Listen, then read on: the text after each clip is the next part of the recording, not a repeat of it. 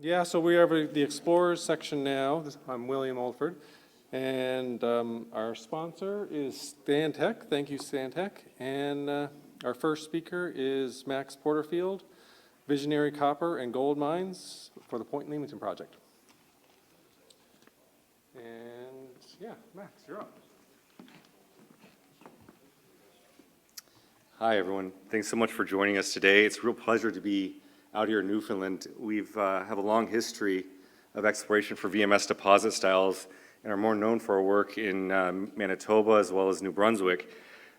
We had acquired our Point Leamington deposit that we'll be discussing today at the bottom of the metals market in 2016 and always saw as a real opportunity to grow a significant base and precious metals rich VMS deposit beyond what it is today. So I'm excited to share not only who we are, our vision for Point Leamington in Newfoundland, in central Newfoundland, which we're excited to be a part of, and our path forward to meet those objectives.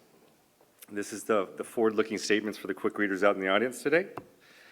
And as I mentioned, in terms of our history, we've got a long history that's focused in VMS exploration, which is a deposit style that we're experts on, within known established Canadian mining jurisdictions with a long-term vision that these critical minerals are going to be in vogue, which is where we are today. So again, we built the portfolio going back to 2016.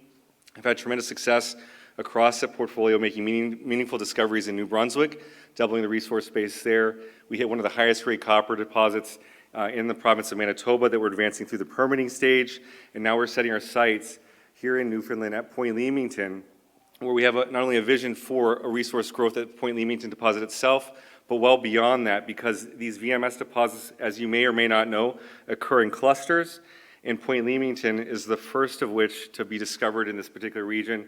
And again, I think there's a robust future where Point Leamington in this jurisdiction will be looked at no differently than the Flin Flon jurisdiction might be looked at in Newfoundland, or Buckins is more known for VMS here in Newfoundland, as well as the success that Firefly Metals has had. So to that end, teams are very important. Would introduce to our team broader picture.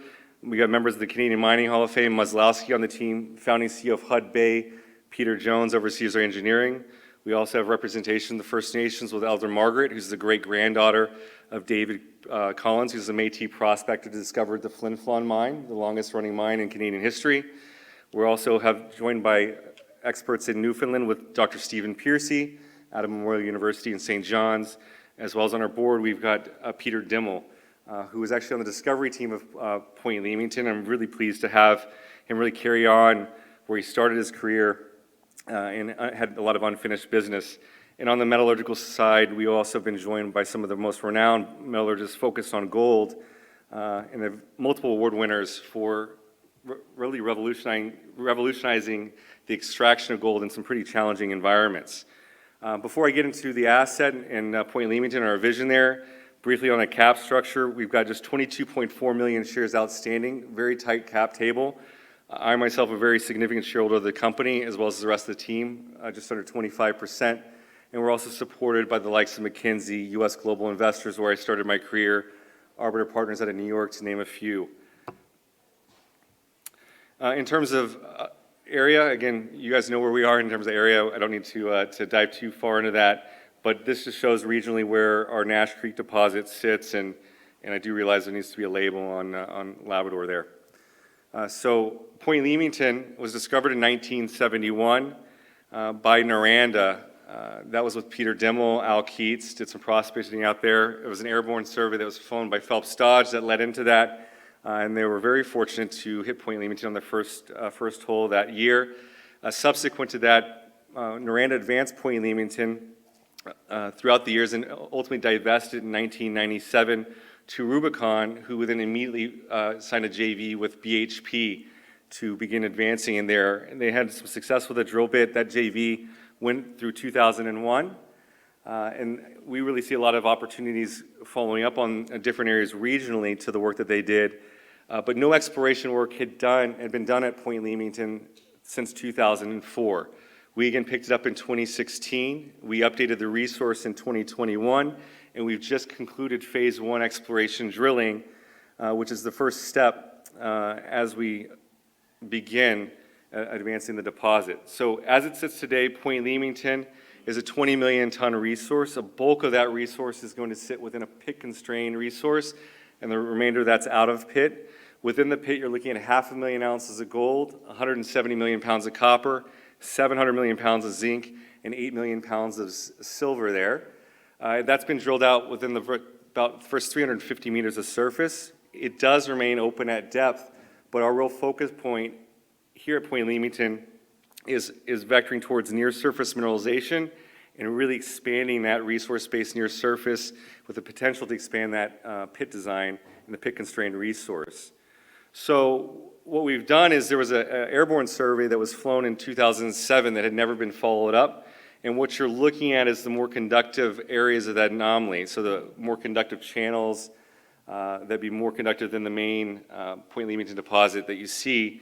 And what outlined that was a 350-meter long airborne EM anomaly that sits directly along strike from the existing resource. And that was the first hole of our phase 1 campaign. Again, phase 1, just so you know, we've announced 2 holes. I'm going to show you those 2 holes right now. And there's 8 holes that are pending from the laboratory that we announced in the very, very near future. That first hole did an amazing job of extending it. Again, we hit 2 zones of mineralization, 2.8 meters over gram per ton gold, over 0.5% copper, almost 2% zinc, followed by another interval over 9 meters of over a gram per ton gold with some zinc mineralization. We're going to be planning follow-up step out to begin expanding that to see if we get some thicker intervals as we move forward in a phase 2 exploration campaign. And in terms of the pit-constrained resources, I jump into the second part of our resource growth we're targeting there. This is the pit-constrained resource. And when you look at a lot of these deposit styles, like the nearby Firefly Metals Ming deposit, if you look at regionally across the country, like Foran, which was recently acquired by El Dorado, there's a significant endowment of mineralization that sits in the footwall, or in a stringer zone, as they're called, immediately adjacent to the massive sulfide lens. And that was an opportunity that wasn't tested thoroughly historically, and that was what we tested in our second hole of our recent drilling campaign, which I'll show you the results of. So when you compare Point Leamington and where we are today relative to where the Ming deposit is today, you can see a path for significant resource growth. So Ming, for example, started at 4 million tons when it was originally discovered, and today Ming sits at roughly 60 million tons, open at depth. And the real beauty of a lot of these VMS systems is how they have their elongated deposits. So typically they'll plunge, in Manitoba, for example, about 7 to 10 times their strike extent. And you've certainly seen that play out with the exploration success Firefly has had on really growing Ming as a world-class deposit, to which it really is. And at Point Leamington, that same opportunity sits, except Point Leamington sits at 20 million tons, right at surface, open at depth. The strike extent at surface is very significant. Now we've confirmed it over 1 kilometer. And as I mentioned, you can see in Ming, the blue is the lower footwall or stringer zone, which carries the bulk of the copper endowment. And that is what we tested here at Point Leamington in our second hole. You can see there was limited drilling in the footwall. There was about a 45-meter interval of 0.45% copper that was actually drilled by Noranda in their 4th hole. And then that wasn't really followed up past then. Our first hole into what's now known as the Kraken zone hit 75 meters of 0.45 copper, followed by another 23.5 meters of 0.43 copper. So you're getting very wide intervals of copper endowment sitting directly in the footwall. And since that time, we've drilled another 7 holes over 50-meter intervals along the strike extent. We've come vertically above and also come vertically below, and those holes are now pending results from the laboratory. So moving forward, as we look forward from Point Leamington, we're going to be eyeing and upgrading in the resource. The current resource sits majority in the inferred category. There's about 5 million tons in the indicated category and another 15 million tons inferred. And as we look to delineate the Kraken, which again sits adjacent to it, deeper into in the footwall, we'll be upgrading the current resource at Point Leamington. And in tandem to that, we'd like to take metallurgical testing throughout the deposit, so that's done properly in a 2-phase program. And currently, Dr. Piercy is doing mineralogical studies and those results are due back from the lab as well. So we're covering it from all fronts very early on here, with the focus of growing the near-surface mineralization at Point Leamington from 20 million tons, a majority pit constrained, up to 30 to 40 million tons pit constrained, and again, open at depth down the plunge line. And this is a few of the step-out holes. Again, there's many more step-out holes that have been drilled since that time.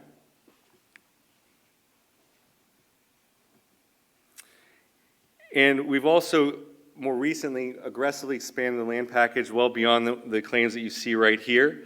And as I mentioned at the beginning of the presentation, Point Leamington is the only deposit that's ever been discovered in the area.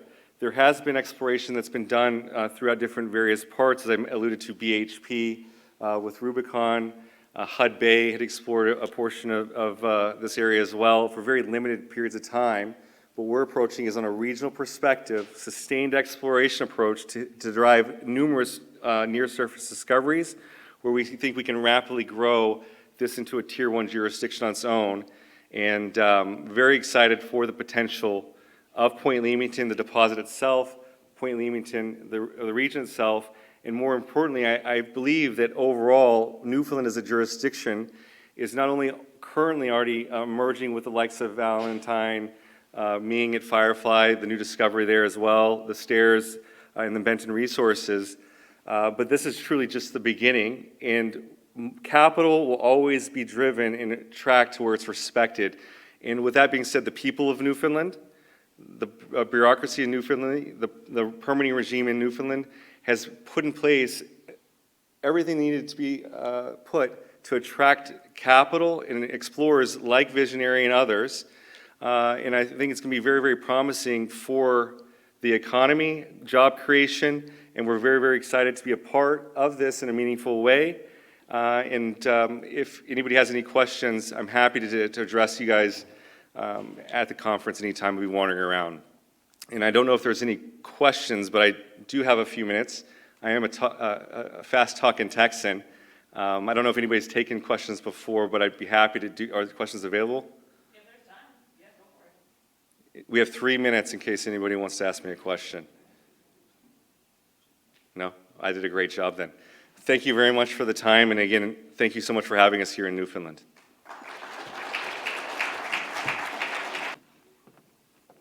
Next up is Benton Resources, the Great Burnt Gold BMS Gold Project. Stephen Sears.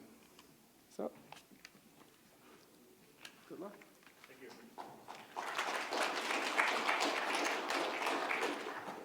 Don't clap yet.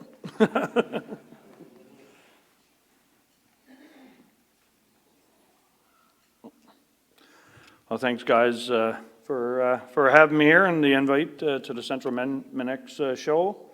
Also like to acknowledge my exploration team for doing a fantastic job in the last couple of years in advancing these projects, and Newfoundland government for the JSEP programs and so forth tremendously helps the industry and brings investment into the province. So we'd like to thank you for that, and of course again the invite to speak on behalf of Benton. Benton's been around since around 2007. I'm obviously from Benton, just to the east of here, and it's the first publicly traded company that came out of our family. So we're pretty proud of it. Right now we got about 4.8 million in cash and equities in the bank. About 1.8 of that is hard cash. Roughly $16 million market cap. And we're focused on copper, gold, some nickel on our ground, as we're very close to the First Atlantic nickel guys with a similar ultramafic with 0.1, 0.2% nickel in it, but we haven't really concentrated on that at this moment. And I'll also talk a little bit about a couple other projects that we picked up that's in the Buckins Belt and near Equinox Gold. I will be saying forward-looking statements, just a cautionary note. Benton has a huge land position in Central. To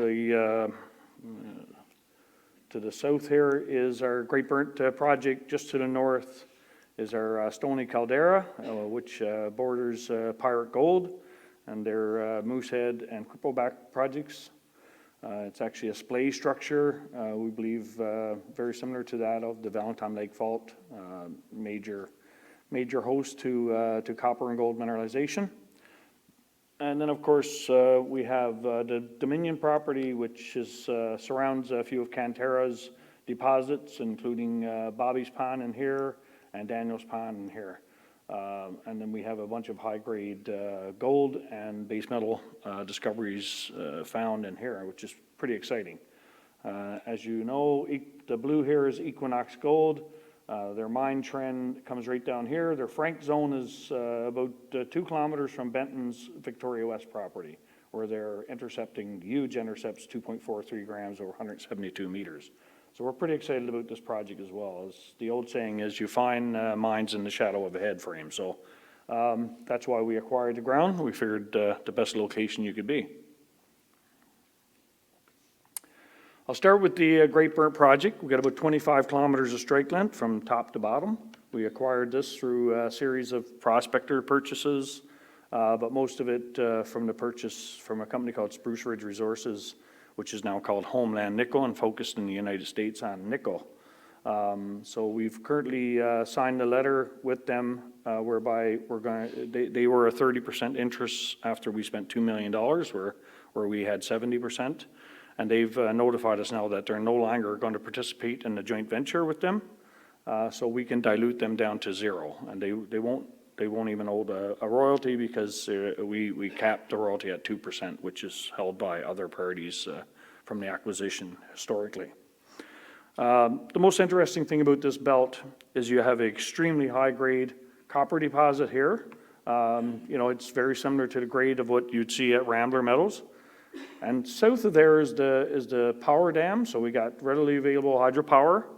And then when you get past the dam, there's not even been actually no airborne ever flown that we know of. So that's a very strange thing to find in a VMS camp, where you have a deposit, a high-grade copper deposit, and then 2 kilometers away, where the belt extends, that nobody's ever flown an airborne survey on it. All the previous airborne surveys has been north of the dam. The first deposit to be found was the South Pond copper deposit. That's around 400,000 tons on the very north end of this belt. It had about a strike length of about 300 meters. We've now extended that for 2.7 kilometers. And now we've expanded our land position to the north, which we need to update our map here, I see. But we recently announced some gold soil samples up here, up to 5 grams per ton. So we're pretty excited about that. We got some boulders up there that grade up to 12 grams.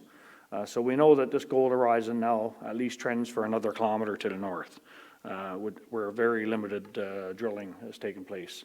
South of there, Celtic Minerals had discovered what they call the N zone. They drilled more closer to about 200 meters from the contact. Recent work by Benton closer to the contact, we drilled 2 holes and we had wide intercepts of copper mineralization. You can see it in our one of our last press releases. And what's of interest to that is the alteration in the end zone. The actual host rock is almost identical to what we see at the high-grade copper deposit in the Great Burnt. So we're pretty excited that there's another VMS deposit sitting in this area. We just got to keep drilling and find the high-grade portion of it. We do have float boulders there grading up to 3% copper with 1 gram gold in it. So we know there's high grade sitting in this area. Some of the intercepts that we've drilled since we've picked the project up, I mean, these are world-class intercepts. 13 meters of 8%, 26 meters of 7. The last discovery I've seen like this was called the Reed Brook deposit, and besides Rambler Metals or Firefly, was the Reed Brook deposit in Manitoba, which Hudbay took out and mined within 3 years. It was a small deposit, but worth a lot of money. Small deposits, when you got grades like this, are tremendously valuable. And we believe this is going to get much bigger, as Max was talking about. All these deposits, Point Leamington, Rambler went into production on a very small resource and now it's a world-class deposit, just because it just needed drilling and just chase it. Interestingly enough, the plunge of these things seem to all be at 30 degrees or whatever, for whatever reason, the plunge of these deposits. Rambler's identical. Since we've picked this project up, and of course this was discovered in the 60s, so it was drilled by a circle. The circle holes, the square holes, Celtic Minerals and Spruce Ridge Resources, and the stars are Benton. So what we've discovered is the up dip exposure in this area here, about halfway down the deposit. We get extremely high grade values, which we actually haven't cut off up dip, so we can add tons there. But we have expanded it down plunge where they previously thought the deposit had disappeared. In fact, our last hole down here, we cut 2.5% copper over 0.5 meters in the identical rocks that host the deposit. And we done downhole geophysics, and we have a conductor below the drill hole, or the drill intercept. So we just had to drill a little bit deeper to get into the guts of the deposit. So there's no reason to believe that this thing wouldn't plunge down, as Max said, 2 kilometers and kilometers of depth on these systems. Then you move up to our South Pan Gold Zone. This grades roughly around 0.11% copper, except for up in the northern portion of the deposit, it grades over 1% where the resource is, and about 1.2 grams gold. And that's where Noranda, actually, when the circle discovered it, they actually didn't even know there was gold in it. Noranda in the 80s went and resampled some of the core and identified that they had gold in the system, and started to do some work on delineating that. They actually had tremendous gold soil anomalies. And Noranda was famous for doing fantastic work, but changing their mind on being in the gold and not being in the gold. And it didn't see the work that it should have. But the other thing is the access in this area was extremely tough. So eventually, when the Great Burnt Dam was built, we had road access to the southern part of the project, but there was still poor access to the north. It would take almost a full day of quadding on a rough skidder road to get to the north. So when you do that, you don't have time for looking and prospecting and so forth. So when we picked this up for Spruce Ridge, they had put in a fairly good trail, a skidder trail, that they continued to upgrade to the point where now you can drive an ATV in there in about an hour. So that was a game changer, for access. Then we put in a nice camp, which is now we've got permitted, a much bigger camp. We put in aqua trailers. So we just put in a big sewer system. So it's becoming a nice advanced project, and I believe this is going to be Newfoundland's next newest resources coming on the books soon.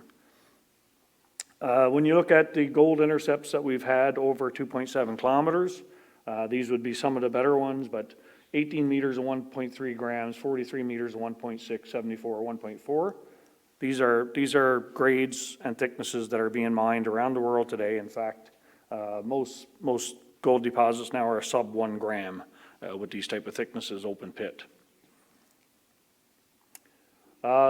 Interesting thing about this deposit, it's pyrrhotite related, so it's highly magnetic. So when we do very, very detailed ground magnetics, you can see we've delineated these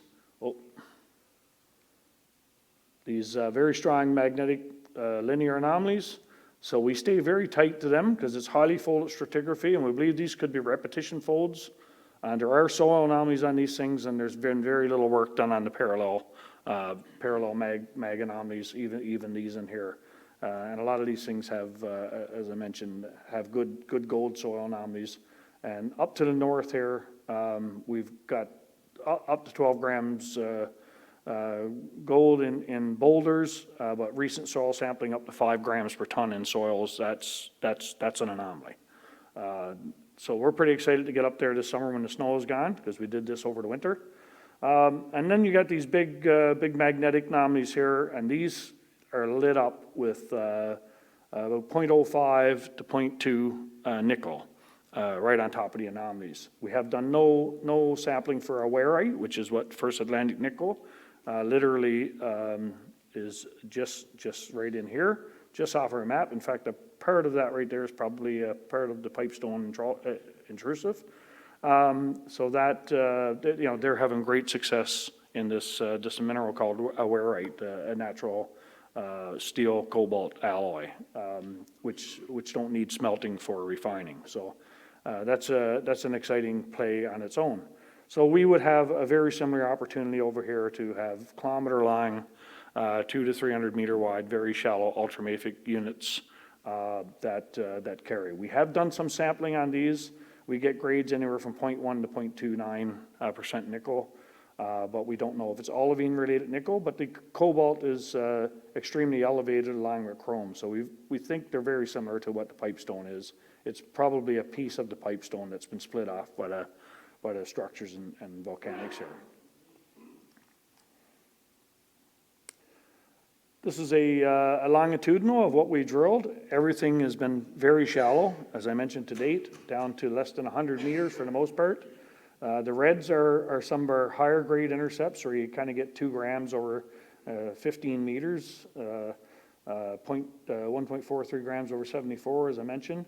And you can actually see kind of this worm-shaped undulating high-grade core. It just needs a lot of drilling to define the actual resource. So we're getting close to getting all this stuff sorted out and more drilling, and we'll be able to put out a first resource on this gold-copper zone. Just a quick mention on our Dominion property. This is 8 kilometers north of Equinox. We got all kinds of new gold discoveries. We assembled this package last year. Up to 10 gram gold in big sericite schist zones with quartz stringers. Rick Herb zone, this looks very similar to what the Marathon zone looks like. It's a porphyry or altered granite bleach, just loaded with quartz stockwork and silicification and pyrite. We're getting up 6.5 grams in this, never been drilled. This is just some of the close-up pictures of our hand stripping. Search for the Big Kahuna. This is something Peter Demo had discovered, and we believe we may have located it. In fact, we believe Equinox may have unburied it for us, building their road to the mine. The boulders sit on the south end of our property, and not on our property. Messina found this outcrop, or thought to be outcrop. They stripped it, and it was a huge 460-ton copper-rich silver boulder. Peter Demo flew an airborne survey. The boulders are here. This is the Equinox Road. They drilled 2 conductors that they had, closest ones that they could find to the things, to the boulders. They both hit graphite zones, so they accounted the zone to be graphite. On the side of the road, my brother's driving the road. He sees gravel, rusty gravel. He gets down there. He unburies about a foot of muddy gravel in the ditch on the Equinox Road, and lo and behold, there's bedded massive sulfide over 2 meters. We channel sampled this at grade of 0.68 grams gold and 28 grams silver, I think it was. Low base metals, but I mean the rock looks like buckens, just a nice bedded true VMS sulfides. This would be our first target to strip off in the ditch of the mining road this summer to see if it is bedrock. It certainly seems like it to all of us that's been on it, but we want to be sure before we drill it. But the interesting thing is we located Messina's hole. It was a steep hole. They hit felsic volcanics in the bottom of the hole. My brother did a small VLF survey right on top of the outcrop, and we got a very strong conductor, VLF conductor on this zone. So we believe they drilled underneath the massive sulfide, and it actually looks like it's dipping very shallowly to the south. So we actually even believe they would never have reached it anyway. So this could be literally a VMS deposit sitting on the mine road to Equinox. So we're pretty excited to get in and test this thing and see what it is. And of course, we have the extension of the Victoria Lake property, which is the extension of the Equinox gold deposits. All these things that are open pits, you can see it's heading right towards this red piece of ground, which is Benton's. As I mentioned, you find mines in the shadow of a head frame. So this is a project that we'll probably put 1 or 2 drill holes into this summer. And I've been told I'm up, so that's it. Thanks very much, guys, and come see us at the booth. Happy to answer any questions. Thank you. Churchill Resources is up next, the Black Raven Gold-Antimony project, and Paul Sobie, president, is going to. Just, what do I need to do here?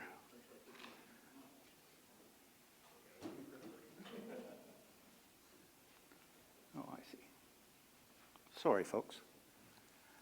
So yeah, it's the Black Raven Antimony Gold Silver property, which is what we're calling it presently. It is turning out to be very, very polymetallic, though, and that title might change in the near future. Again, a forward-looking statement. We do not have a resource. We, in fact, are really the first explorers to take a hard look at this thing.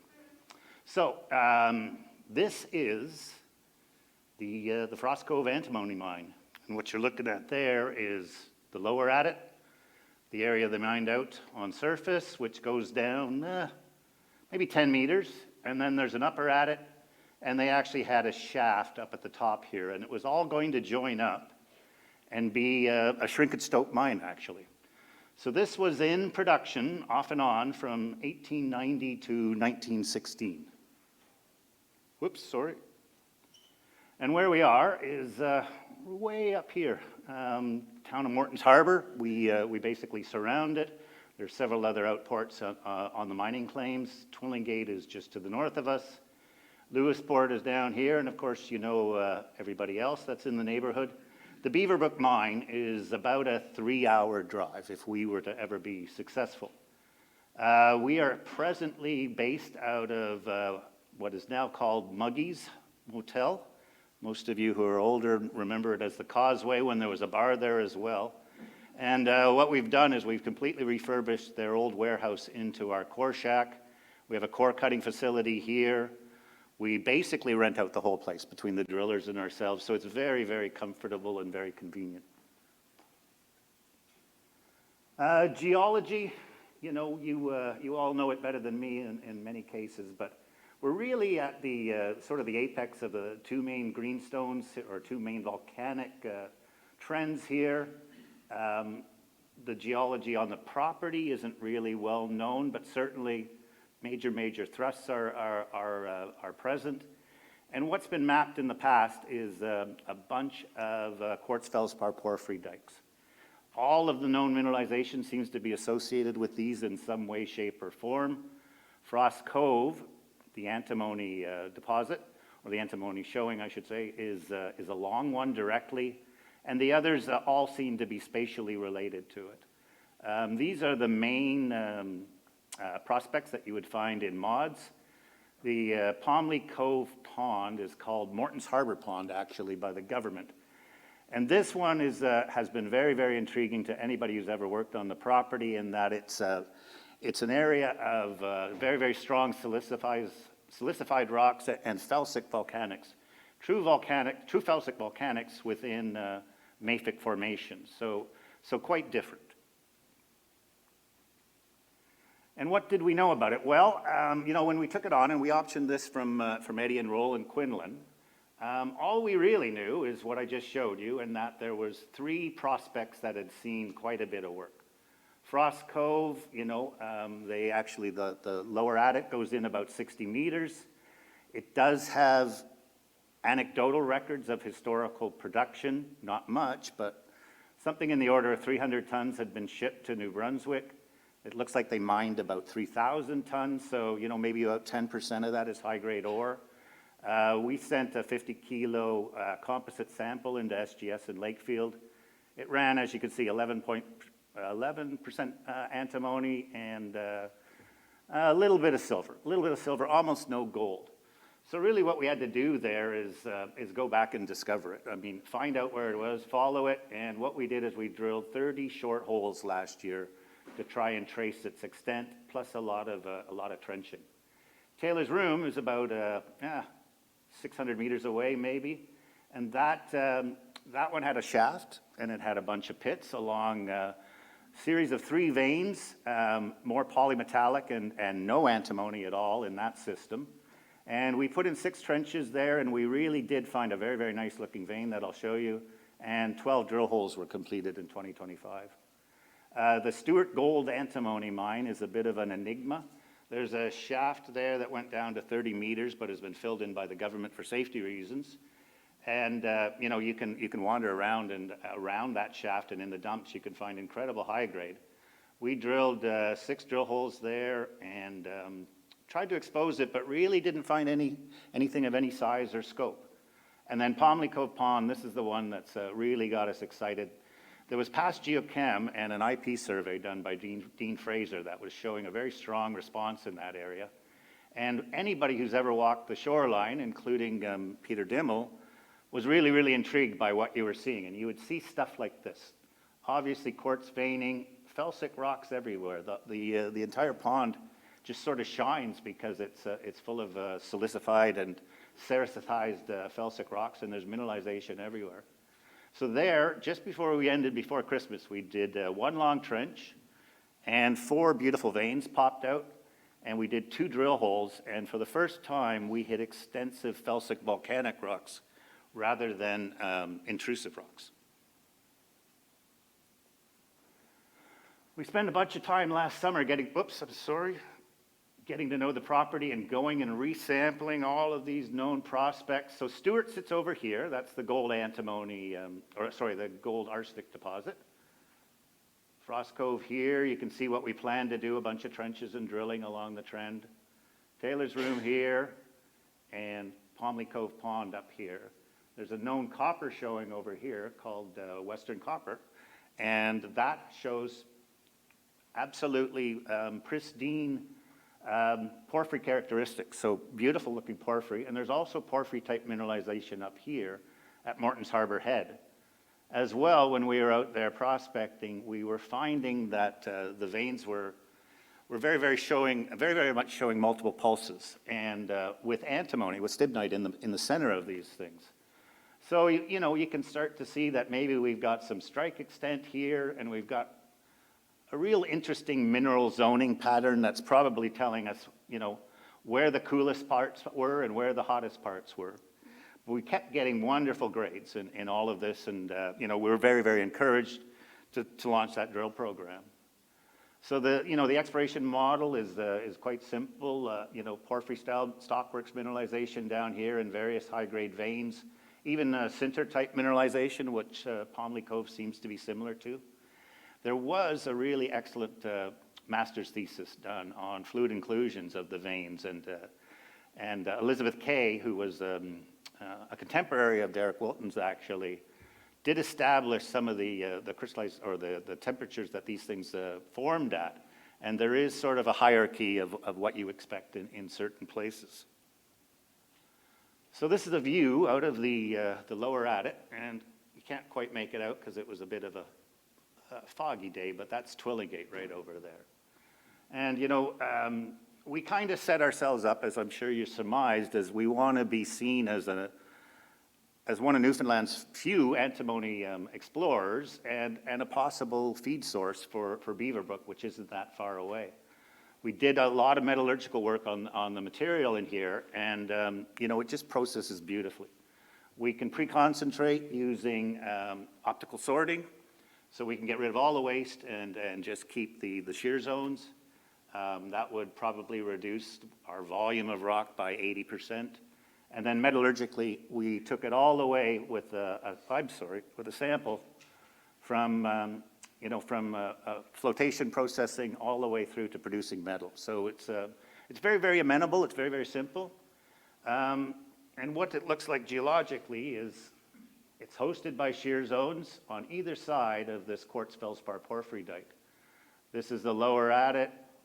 As I mentioned, it goes in about 60 meters and opens up into a true mining stope. They did have a mining engineer involved with all of this thing. The issue, though, is width. And so this is what our massive antimony seam looks like. That'll grade about 40% over 20 centimeters. The shear zone itself gets up to about half a meter, and it's 5 to 10%. Here you can see at 800 meters to the south, this is the shaft they put in down here. And again, you can see the seam is right there. This is essentially unaltered quartz feldspar porphyry. This is the shear zone here. It only went down about 4 meters here, and I think that's because we've found it very complex down here, and I think the old timers found the same thing. So they really concentrated in this area, and this is the area that we seem to have had better success at.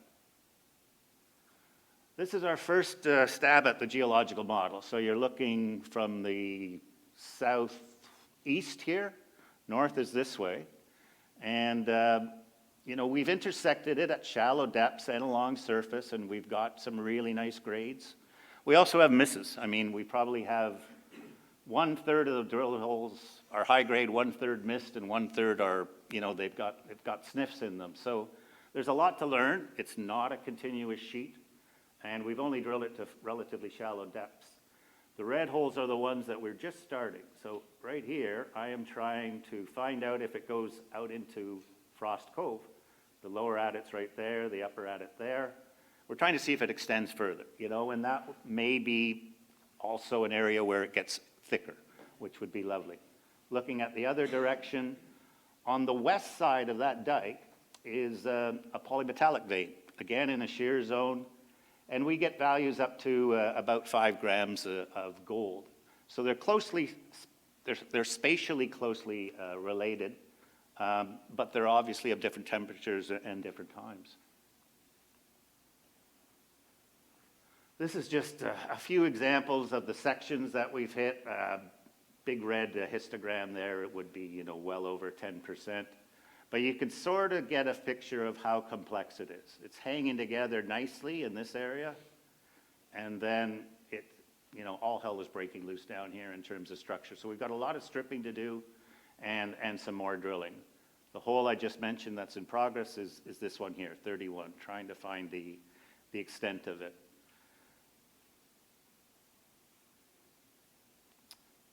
And, whoops, I'm sorry again. This thing is sticky. We'll move on to Palmley Cove Pond now, if you don't mind. So this is the one where everybody who ever walked this peninsula here has found high grade, mainly silver. I mean, it would be silver and lead zinc. More moly as you get around into this lobe of the pond. It's got a very, very high arsenic content. It's known in government circles. And what we did is I put a trench across there because the IP response, I did it again.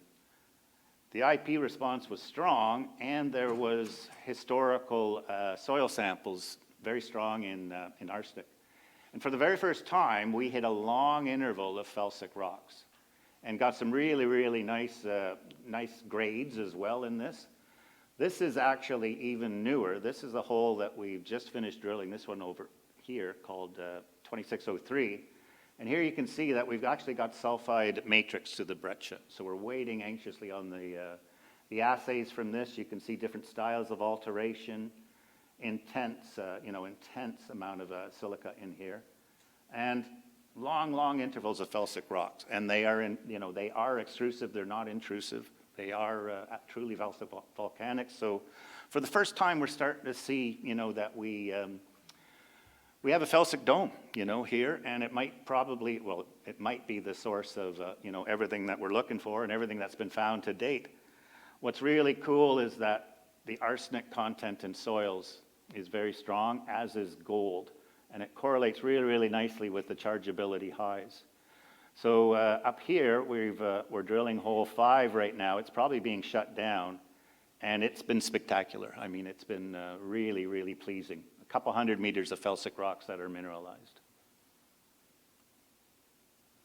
So what we perhaps are looking at is something, you know, a little bit more akin to this model, and we may have, in fact, you know, multiple spots where mineralization has been brought to surface. You know, the western copper porphyry showing is just over here, and you know, we're actually going to expand the IP survey to the north, the east, and the southwest, as none of the anomalies really seem to be cut off yet, and our soils have been very, very encouraging for it. Okay.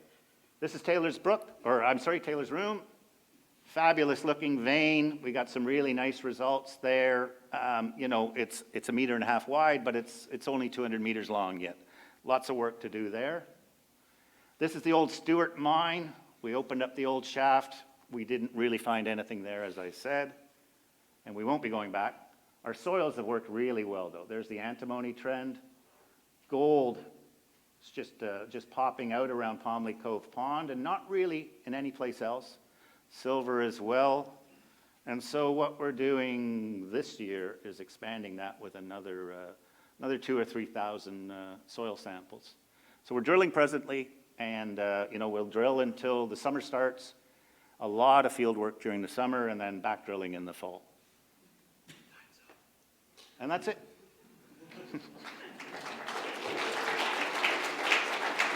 Thank you. Our last presenter for this section is First Atlantic Nickel Corp. Pipestone XL project, and it's Mike Pillar.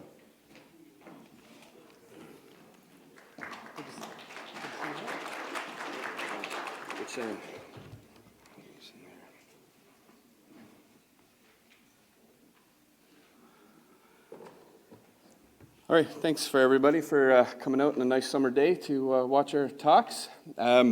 For those of you who haven't heard of First Atlantic Nickel or been following our story, I'm going to take a portion of the presentation to just explain what we're looking for, what's so unique about our nickel, and then I'll give us a update on the project.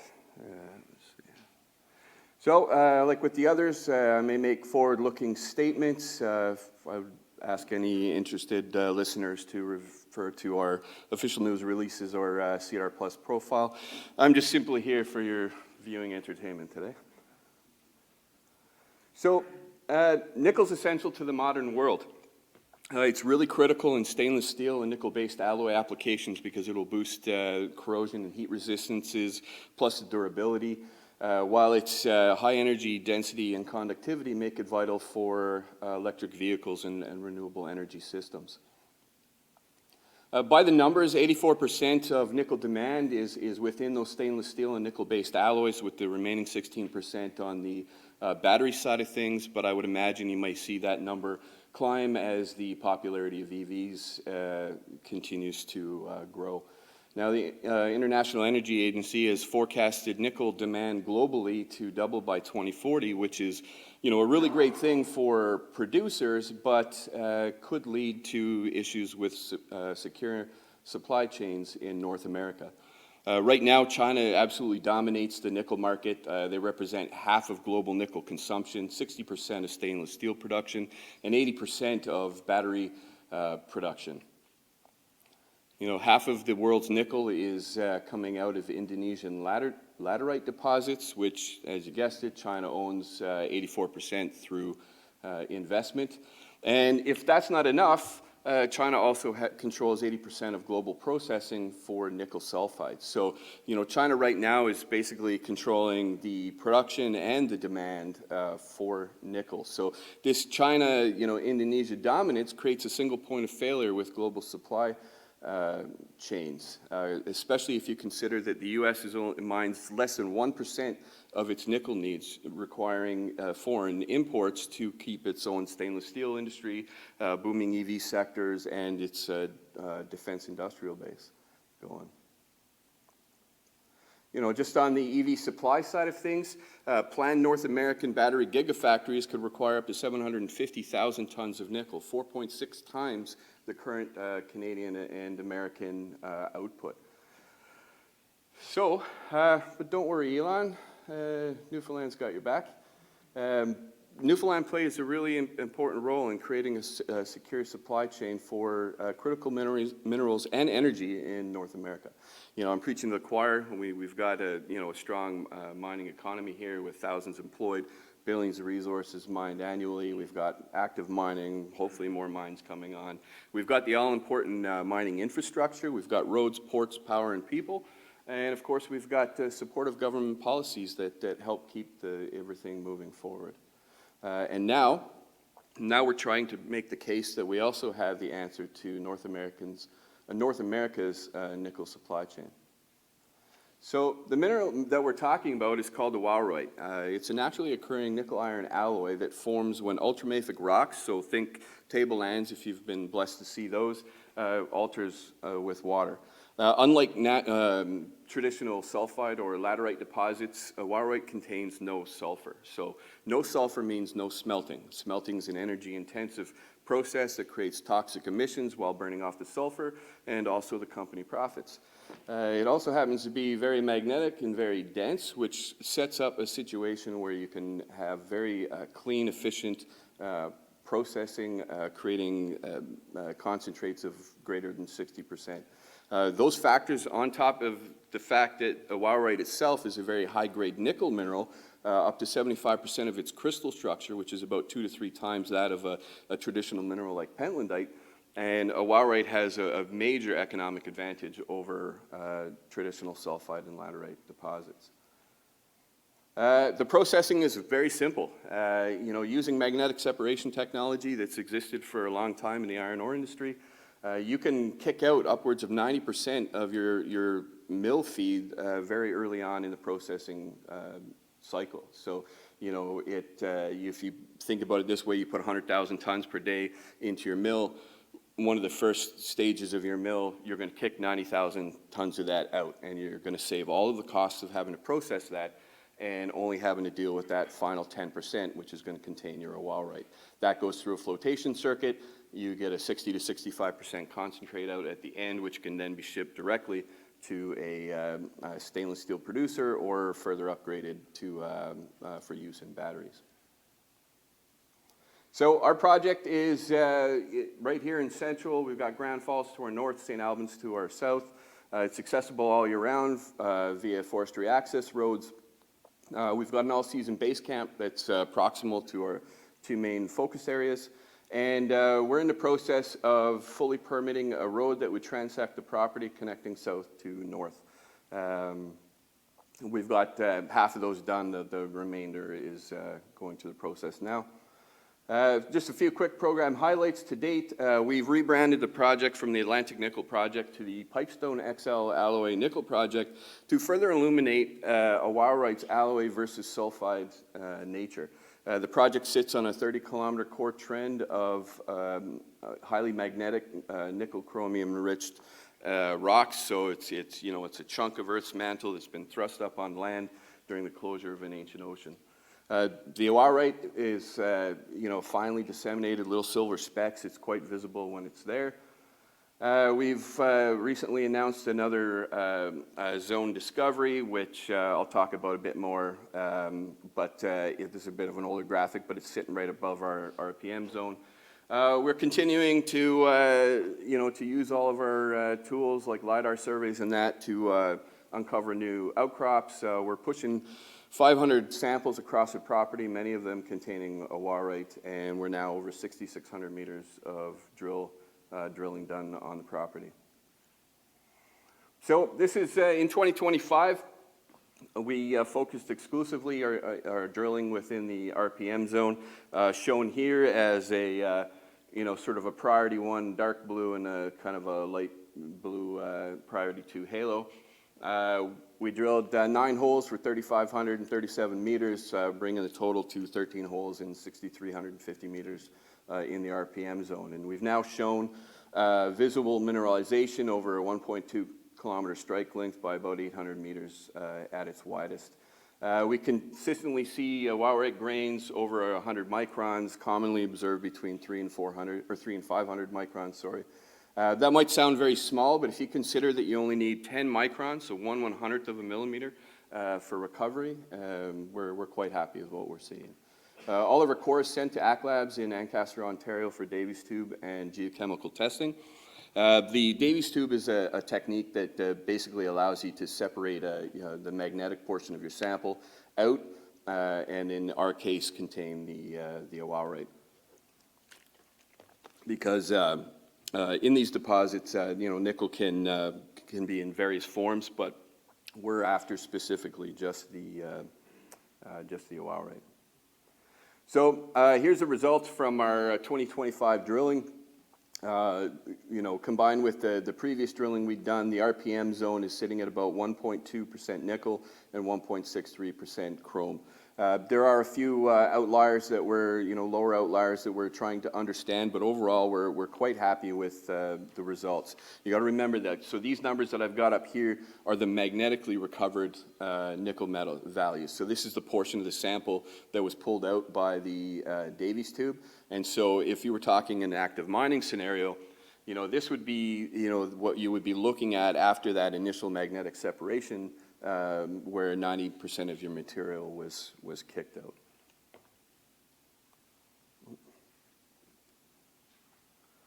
out. So we've recently announced, you know, a new zone we're calling the Alloy Max. This is sitting just north of our RPM zone, which is, you can just see at the bottom of the page there.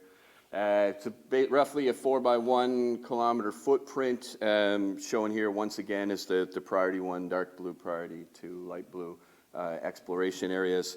You know, we're kind of spreading out a couple of initial drill holes to test out some surface sampling, as well as in combination with the underlying magnetics. You know, for the rest of the year, I mean, we'll still be picking away at just you know, the standard mapping and prospecting to continue trying to figure out you know, what's going on here in this zone, along with some other drilling, you know, as well as the work we'll be doing with the RPM zone.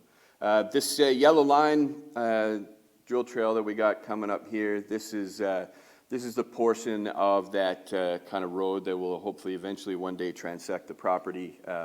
This is kind of a connecting segment that we're working on going through Crown lands and that for full permits to upgrade it from just a, you know, a drill trail to an actual road. So 2026, you know, we're going to really, you know, focus on continuing to expand our overall knowledge and the overall value of the property. As you can see here, here's our 2 zones now, you know, in relation to each other. You know, our RPM zone is you know, has done really well for us so far, and now, you know, early indications are that there's something really interesting going on up here at the Alloy Max. You know, we've got an almost 8 kilometer by probably, you know, 1.2 kilometers width of very favorable ground that we want to continue exploring. So, you know, it'll be, you know, some exploratory holes to expand the knowledge, and then hopefully in the, you know, later in the year, start looking at, you know, resource drilling to actually start pushing the RPM zone towards an inaugural resource. So in terms of just, you know, kind of a timeline, you know, we've already begun our initial drilling within the Alloy Max zone. We're basically concluding up the some initial metallurgical work that we did to look at, you know, the you know, early separation values and stuff that we could get. We're hoping to get that report now relatively soon. Once we have that, we'll review it and you know, look at the comments in there to develop a plan for later in the year to start you know, a larger scale bench testing program for the RPM zone. And as I just previously mentioned, well, you know, drilling will kind of be in 2 parts, picking away between the 2 zones to expand knowledge, and then hopefully start doing some full-on focused resource drilling. And then, of course, always the continued district scale, just boots on the ground prospecting and mapping. So I wanted to kind of get to, in the end, I wanted to sort of leave off with some thoughts for you guys to mull over. These magnetic maps over here are done to scale between the 3 sort of major nickel exploration projects in Canada. Pipestone is the one on the right, but the other one I want to show is the FPX Baptiste nickel deposit in BC. The Baptiste project is the first of its kind in this. They are kind of the pioneers of the Awaurite deposit model. And in their 2023 feasibility study, 10 billion pounds nickel, 29-year mine life. So the question is, you know, with a comparable footprint, and, you know, if we get to a mining stage, you know, could Newfoundland be looking at, you know, a nice long-term mining project? right here in Central. But let's not stop the arm waving there. Because our nickel, can be shipped directly to a stainless steel producer or battery manufacturer, what if we can convince those industries to set up in Central as well? So then you can, envision a scenario where you've got a mine, you can truck your concentrate a couple hours to Grand Falls, Windsor, for example, put it into a factory, make your stainless steel, your battery, whatever, then you trek it up a little bit further to a local port, and you've got direct shipping to the European markets and to the eastern seaboard of the United States.